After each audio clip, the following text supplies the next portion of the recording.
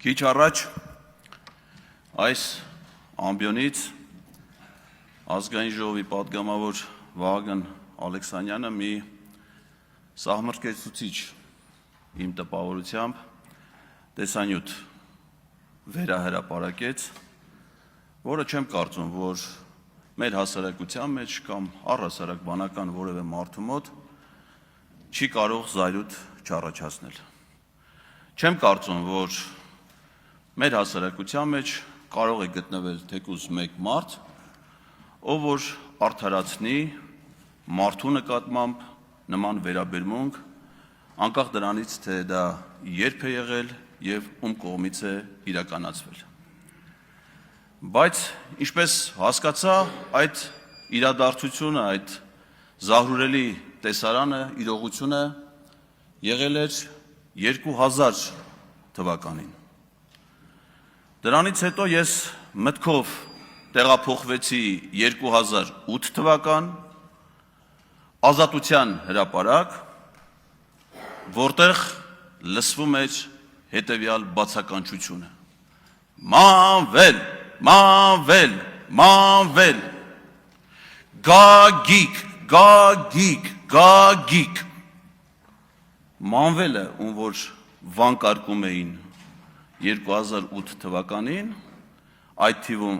այդ հանրահավաքների հիմնական մոդերատոր Նիկոլ Փաշինյանը, նույն այդ Մանվել Գրիգորյանն էր, ում վերաբերվում է 2000 թվականի այս տեսանյութը։ Գագիկ Մելքոնյանը, ում անունը նույնպես հնչում էր այդ հանրահավաքին, նախորդ գումարման ազգային ժողովում ձեր խմբակցության պատգամավոր էր։ Թե ինչ անցյալ ունի նա, ինչի հետ է կապված այդ անցյալը, զինվորներից ինչ խլելու հետ է կապված, կարծում եմ առավել մանրամասը կարասի նույն ինքը Վահագն Ալեքսանյանը։ Բայց դրա հետ միասին ինձ ուրիշ բան է հետաքրքրում։ Օրինակ, երբ որ Արայիկ Հարությունյանը խոսում է պարոն Ֆարմանյանի մաքսային մարմիններում աշխատանքի մասին, տեղյակ չի իր վարչապետի աշխատակազմի ղեկավար աշխատած ժամանակ իր տեղակալի կենսագրության մասին, որը նույն ժամանակաշրջանում աշխատել է մաքսային մարմիններում։ Խոսքը Արթուր Հովսեփյանի մասին է։ Եվ առանձնահատուկ վերաբերմունք է ունեցել Գագիկ Խաչատրյանին։ Գիտեք ինչ, ասես բրենդային բառեր են էլի արդեն գտնվեց տարիների ընթացքում։ Մարտի 1, Ռոբերտ Քոչարյանի պաշտոնավարման շրջան, աշխատակազմի ղեկավար, բանես վերջերս սակրավոր, ասես բառեր են գտնում, ասես բառերով անընդհատ մտածում եմ, որ նույն բանը մի 100 անգամ ասեն, կլինի ճշմարտություն։ Հիշում եմ, երբ որ կառավարությունում էր աշխատում, նախագահ Ռոբերտ Քոչարյանը նաև իր կարծիքով մի շատ սխալ որոշում էր կայացրել, որը արագ հետևանքները վերացրեց։ Վազգեն Սարգսյանի արյունակից եղբորը Արմեն Սարգսյանին ցեմենտի գործարանի տնօրենից բերեց նշանակեց վարչապետի պաշտոնում, հետո նորից հետ տարան ցեմենտի գործարանի տնօրեն։ Այն գործարանի, որի դեպս վերջերս խլվել է սեփականատ բարեխիղճ սեփականատիրոջից։ Ու ես կառավարությունում եմ աշխատում, վարչապետի մարզային այցելություններին ուղեկցում էի ու Արամ Սարգսյանը մի հետաքրքիր պատմություն պատմեց, ասում է Վազգենի մայից հետո, երբ որ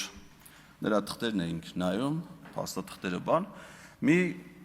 թղթի վրա գրառում է հələ Վազգենի ձեռագրով, Կռիլովի մի առակա կարդաց է, այնքան է դուրնեկ է, որ արտագրել է իր նոթատետրում։ Ինչ է այդ առակի խորհուրդը, իմաստը, որ մի ճնճղուկ ծառի ճյուղին նստած ձմռանը ծլվելում է։ Ու սառում է, ընկնում է գետին, պիտի ցրտահարությունից արդեն սատկի, պատահաբար մի կով գալի անցնում, թրքոտում, այս ճնճղուկի վրա։ Սա բնականաբար այդ միջավայրից տաքանում է ու նորից է սկսում ծվծվալ։ Որ նորից է սկսում ծվծվալ, կատուն գալիս սրան գտնում եւ ուտում է։ Հիմա հեղինակը այդ առակից երկու հետևություն անում։ Առաջին, միշտ չի որ քեզ կեղտոտողը քեզ վատություն անողն է, եւ երկրորդ, միշտ չի որ քեզ կեղտից հանողը քեզ լավություն անողն է։ Բայց Վազգեն Սարգսյանը իրեն բնորոշ նաեւ գեղարվեստական հանճարով ավելացնում է երրորդ հետևությունը։ Ասում եմ, եթե կեղտի մեջ ես ցենդ գլուխդ մի գցի։ Հիմա խոսքս վերաբերում է քաղաքացիական պայմանագիր ամբողջ կուսակցությանը, խմբակցությանը, նրանց ձևավորած կառավարությանը, սուս նստեք տեղներդ։ Դուք են քաղաքական ուժ չեք, որ կարողանաք որևէ մեկի անունը տաք։ Ռոբերտ Քոչարյանի պաշտոնավարման ժամանակաշրջան աշխատակազմի ղեկավար, կոռուպցիա, այս համադրությունը հələ մի հատ բերեք տեսնենք, թե ում կերպարում է մարմնավորված։ Մինչև երկուշաբթի օրը դուք բոլորդ առաջնորդվում եք Նիկոլ Փաշինյանի ցուցումներով, հորդորներով, SMS-ներով, որին խորհուրդ էր տալիս Արտաշես Թումանյան, որ եղել է Ռոբերտ Քոչարյանի աշխատակազմի ղեկավարը։ Եվ ոչ միայն,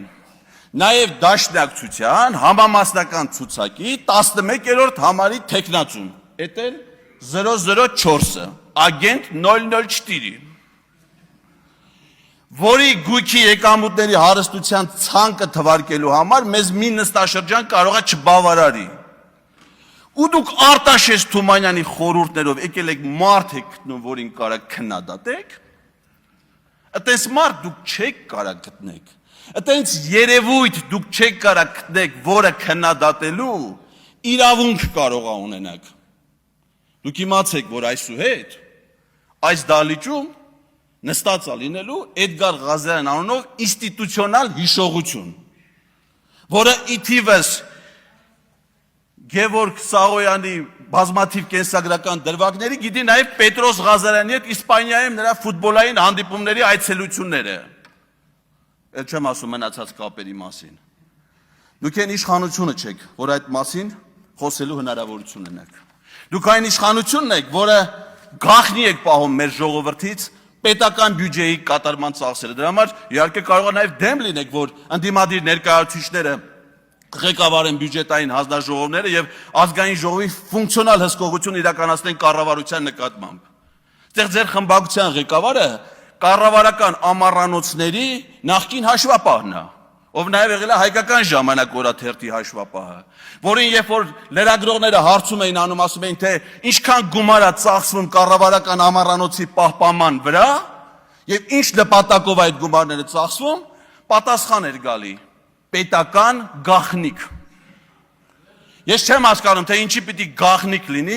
հանրային միջոցը հանրային ծառայողի վրա ծախսելու համար։ Եթե գաղտնիք չի, թող հաշվապահն ասի, արդյոք ճիշտ է այդ տեղեկությունը, որ դեռ 24 թվականի բյուջե, բայց իհարկե կբերենք 27 թվականի բյուջե, մենք ինքներս դա կպարզենք,